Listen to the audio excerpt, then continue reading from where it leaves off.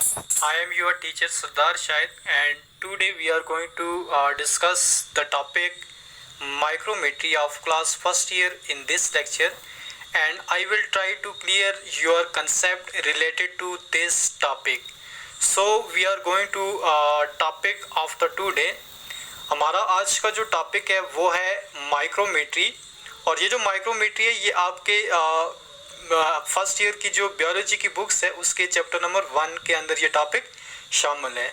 अब जब हम माइक्रोमेट्री की बात करेंगे तो the word micrometry is the combination of two word. एक वर्ड है आपके पास माइक्रो, माइक्रो का वर्ड हम यूज करते हैं स्मॉल के लिए, और दूसरा जो आपके पास वर्ड है वो है मेट्री, मेट्री का वर्ड हम यूज करते हैं टू मेजर। माइक्रोमेट्री को हम इस तरह डिफाइन करते हैं कि माइक्रोस्कोप की मदद से जब कभी भी हम किसी भी ऑब्जेक्ट के साइज को मालूम करेंगे तो इस टेक्निक को हम नाम देते हैं माइक्रोमेट्री। अब इससे पहले आप लोगों ने माइक्रोस्कोप की मुख्तलिफ प्रॉपर्टीज़ के बारे में पढ़ा होगा। आपने ये पढ़ा होगा कि माइक्रोस्कोप चीज़ों को बड़ा करके दिखाती है, चीज़ों के दरमियान जो है वो डिफरेंस बताती है, दो जो क्लोज ऑब्जेक्ट हैं उनके दरमियान डिफ्रेंशिएट करके माइक्रोस्कोप हमें बता रही होती है। लेकिन इसके अलावा माइक्रोस्कोप का एक फंक्शन ये भी होता है कि माइक्रोस्कोप की मदद से हम मुख्तलिफ ऑब्जेक्ट के साइज़ को भी जो है वो मालूम कर सकते हैं। अब आप देखें कि बायोलॉजी में आपने ये पढ़ा होगा कि डिफरेंट किस्म के जो सेल्स होते हैं, हर एक सेल का जो है वो अपना एक ख़ास साइज़ होता है। जिस तरह अगर हम ये कहें कि हमारी बॉडी में सबसे जो लार्जेस्ट सेल है वो नर्व सेल है, ठीक है, और नर्व सेल का जो साइज़ है वो आपके पास जो है वो 0.1 mm है। इसी तरह अगर हम सबसे स्मॉलेस्ट सेल की बात करें बॉडी में तो वो हमारे पास स्पर्म सेल है, ठीक है। वैसे तो रेड ब्लड सेल है लेकिन वो मेच्योर होने के बाद अपने न्यूक्लियस और अदर सेल ऑर्गेनेल्स को डिसऑर्गेनाइज कर देता है, इसलिए स्पर्म सेल हम आरबीसी को जो है वो 2 सेल तस्वर नहीं करते, बल्कि स्पर्म सेल हमारी बॉडी में ये सबसे स्मॉलेस्ट सेल है जिसका साइज आपके पास तकरीबन 0.03 mm होता है। अब आप देखें कि ये जो आपके सामने जो नर्व सेल और स्पर्म सेल का जो साइज मैंने यहाँ पे लिखा हुआ है, ये साइज किस वजह से मेजर हुआ है, कैसे ये साइज हमारे पास मौजूद है, तो ये हमने माइक्रोस्कोप के जरिए इन दोनों सेल के साइज को जो है वो मालूम किया है। अब माइक्रोमेट्री के कंसेप्ट को समझने के लिए आपके पास एक सब हेडिंग है जो कि है माइक्रोमीटर। माइक्रोमीटर आपके पास माइक्रोस्कोप में इस्तेमाल किए जाने वाले वो स्केल हैं जिनकी मदद से हम किसी भी ऑब्जेक्ट के साइज को जो है वो मेजर करते हैं। और ये जो माइक्रोमीटर हैं ये हमारे पास इसकी आगे दो टाइप है माइक्रोमीटर की। एक आपके पास जो है वो ऑकुलर माइक्रोमीटर है और दूसरे नंबर पे आपके पास जो है वो स्टेज माइक्रोमीटर है। अब दोनों की ऑकुलर माइक्रोमीटर और स्टेज माइक्रोमीटर दोनों की प्रॉपर्टीज़ क्या हैं इसके बारे में आप समझ लें। ऑकुलर माइक्रोमीटर ये वो माइक्रोमीटर है जिसको हम माइक्रोस्कोप के आई पीस में रखते हैं, और ये जो ऑकुलर माइक्रोमीटर है इसके ऊपर अनडिविएंट जो वो अननोन डिविएंस होती हैं। अननोन डिविएंस इसलिए होती हैं क्योंकि आई पीस और स्टेज के दरमियान जो डिस्टेंस है वो ज़्यादा होता है, जिसकी वजह से इस ऑकुलर माइक्रोमीटर के ऊपर जो डिवीजन है वो हमें जो है वो मालूम नहीं होती।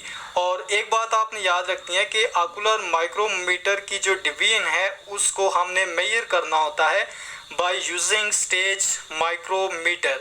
और जबकि स्टेज माइक्रोमीटर ये वो हमारे पास माइक्रोमीटर है जिसको हम ऑब्जेक्टिव लेंस की लोअर साइड पे या फिर स्टेज के ऊपर रखते हैं, और इस स्टेज माइक्रोमीटर के ऊपर जो है वो हमारे पास जो है वो नॉन डिविएंस होती हैं।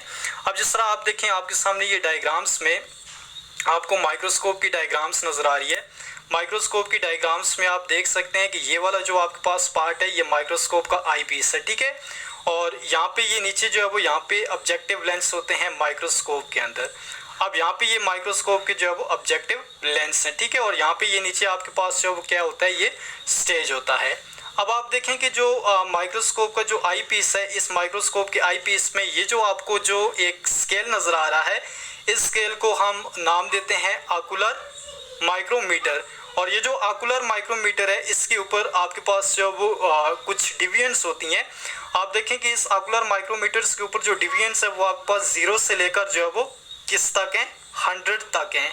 और दूसरे नंबर पे ये जो आपको स्टेज नज़र आ रही है, स्टेज पे जो हम माइक्रोमीटर यूज़ करते हैं उसको हम कहते हैं स्टेज माइक्रोमीटर। और इस स्टेज माइक्रोमीटर के ऊपर आपके पास ये डिविजन्स हैं, जिसमें आप देखें ये डिविजन्स जो है वो आपके पास 0 to 10 भी हो सकती हैं, या ये डिविजन्स जो है वो आपके पास जो है वो 0 to 100 तक भी हो सकती हैं। और हर एक डिविजन्स के बाद दरमियान में जो डिस्टेंस होता है वो हमारे पास जो होता है वो होता है 0.1 mm। अब एक बात मैंने आपसे कहा कि वो आपने याद रखनी है, वो ये है कि ये जो हमारे पास जो आकुलर माइक्रोमीटर है इसकी लेंथ या इसकी जो डिविजन्स होती है वो हमें मालूम नहीं होती, और इस आकुलर माइक्रोमीटर की जो डिविजन्स हैं वो हम फाइंड आउट करते हैं बाय यूजिंग स्टेज माइक्रोमीटर।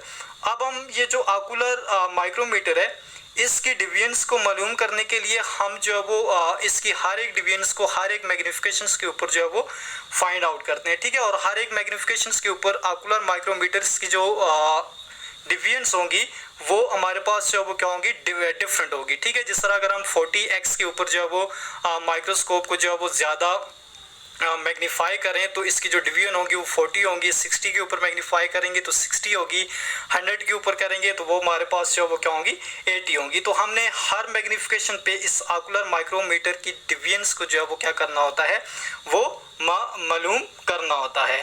अब हमारे पास जब हम किसी भी ऑब्जेक्ट के साइज़ को मालूम करेंगे तो किसी भी ऑब्जेक्ट के साइज़ को मालूम करने से पहले हमने कैलिब्रेशंस करनी होती है, ठीक है। कैलिब्रेशंस हमारे पास क्या होता है, कैलिब्रेशंस हमारे पास एक ऐसा प्रोसेस होता है जिसमें हम इस आकुलर माइक्रोमीटर को स्टेज माइक्रोमीटर के किसी भी पॉइंट के साथ जो वो क्या कर लेते हैं, मैच कर लेते हैं, ठीक है। आकुलर माइक्रोमीटर को इस स्टेज माइक्रोमीटर के पॉइंट के साथ मैच करने के प्रोसेस को हम कहते हैं कैलिब्रेशन, ठीक है। किसी भी ऑब्जेक्ट के साइज को मालूम करने से पहले हमने इस आकुलर माइक्रोमीटर के ऊपर जो डिविजन्स होती हैं उनको मालूम करना होता है, और फिर उन डिविजन्स की मदद से हम जो है वो अपने ऑब्जेक्ट को जो है वो बआसानी से जो है वो फाइंड आउट कर सकते हैं, ठीक है। अब कैलिब्रेशन हमने कैसे करनी होती है, ज़रा इसको आपने सामने आप देखें, ये आपके पास ऊपर जो है वो आकुलर माइक्रोमीटर है, ठीक है। और यहाँ पे ये नीचे जो है वो आपके पास जो है वो स्टेज माइक्रोमीटर है, आगे यहाँ पे जो है वो मेंशन भी है।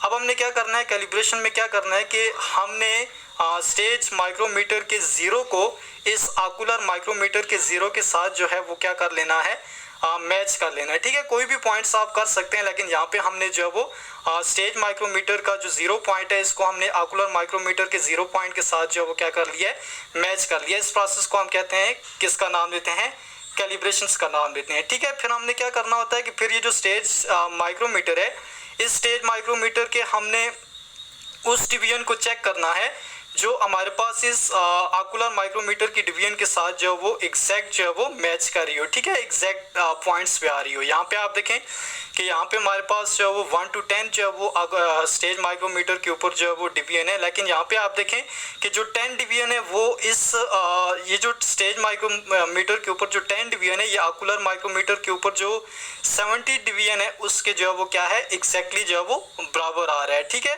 तो हम ये कह सकते हैं कि हमारे पास जो 10 डिवीजन है ऑन स्टेज माइक्रोमीटर वो इक्वल होती हैं 17 डिवीजन ऑन आकुलर माइक्रोमीटर के ऊपर।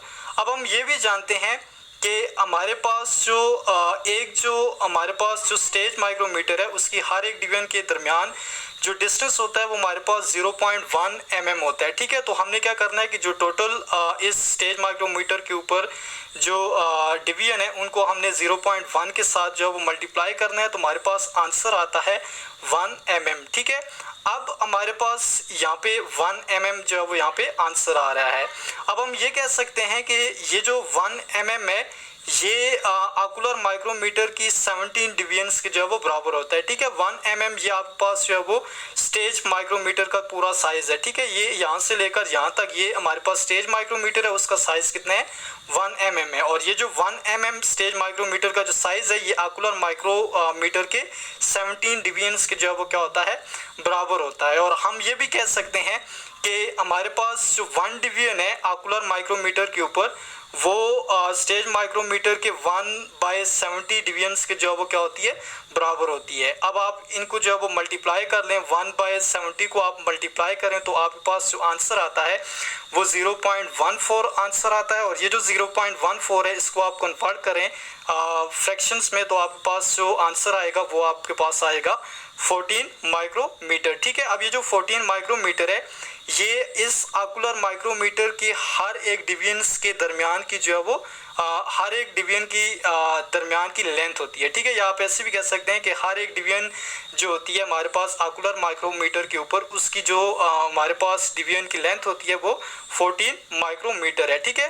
अब ये जो 14 माइक्रोमीटर आप देखें कि ये जो डिवीजन है आकुलर माइक्रोमीटर की, आप देखें यहाँ पे हमने इस आकुलर माइक्रोमीटर की डिवीजन को हमने फाइंड आउट किया है बाय यूजिंग स्टेज माइक्रोमीटर। आप देखें यहाँ पे हमने स्टेज माइक्रोमीटर को यहाँ पे यूज किया हुआ है कि 10 multiply by 0.1 is equal to 1 mm is equal to 70 division, 1 by 70 division is equal to 1 division. तो ये हमने यहाँ पे स्टेज माइक्रोमीटर को यूज किया है ताकि हम आकुलर माइक्रोमीटर के ऊपर जो डिवीजन है उनको हम जो है वो मालूम कर सके। अब यहाँ पे हमें आकुलर माइक्रोमीटर के ऊपर डिवीजन मालूम हो गई है और हम इन डिवीजन की मदद से आसानी से फिर हम किसी भी ऑब्जेक्ट के साइज को जो है वो मालूम कर सकते हैं, ठीक है। अब हमने जिस ऑब्जेक्ट के साइज को मालूम करना है उस ऑब्जेक्ट को हमने जो है वो यहाँ पे आकुलर माइक्रोमीटर के ऊपर रखने, ठीक है। ये आपके पास जो है वो ऑब्जेक्ट है जिसके साइज को जो है वो आपने क्या करना है, मेजर करना है, ठीक है। उसको आपने आकुलर माइक्रोमीटर के ऊपर रखना है। याद रखना है कि आपने इस ऑब्जेक्ट को जो है वो इस 70 डिवीजन से जो है वो बाहर नहीं लेके जाना, ठीक है, बल्कि आपने 0 से 70 के दरमियान ही इसको जो है वो आपने रखना है। अब यहाँ पे आप देखें कि हमारे पास जो ऑब्जेक्ट है ये यहाँ पे 20, 30, 40, 50 और 60 डिवीजन को जो है वो कवर कर रहा है ऑन माइक्रोमीटर, ठीक है। इट्स मीन हम ऐसे भी कह सकते हैं कि हमारे पास जो ऑब्जेक्ट का जो साइज है वो जो आकुलर माइक्रोमीटर के ऊपर है वो 50 डिवीजन को कवर कर रहा है, ठीक है, यानी कि वो 50 डिवीजन के बराबर है, ठीक है। और आपको ये भी पता है कि 1 डिवीजन जो है आकुलर माइक्रोमीटर की वो आपके पास 14 माइक्रोमीटर के जो है वो बराबर होती है, ठीक है। तो आप ऐसा करें कि 14 माइक्रोमीटर को आप जो है वो 50 के साथ मल्टीप्लाई कर दें तो आपके पास जो है वो आंसर आता है 700 माइक्रोमीटर। तो यूँ हम ये कह सकते हैं कि ये जो ऑब्जेक्ट जिसको आपने माइक्रोस्कोप के नीचे रख के इसके साइज को आपने मालूम किया है, इसका जो एक्चुअल साइज है माइक्रोस्कोप के नीचे वो कितना है, वो आपके पास जो है वो 17 माइक्रोमीटर है। 70 micrometre is the microscopic size of that object. तो ये हमारे पास जो है वो माइक्रोमीट्री का प्रोसेस है जिसके ज़रिए हम किसी भी ऑब्जेक्ट या किसी भी सेल के साइज को जो है वो क्या कर रहे होते हैं, डिस्कवर कर रहे होते हैं। तो I hope you all understand this topic. Don't forget to press the bell icon and click on subscribe for upcoming lecture. Thank you. Allah Hafiz. Assalamu alaikum.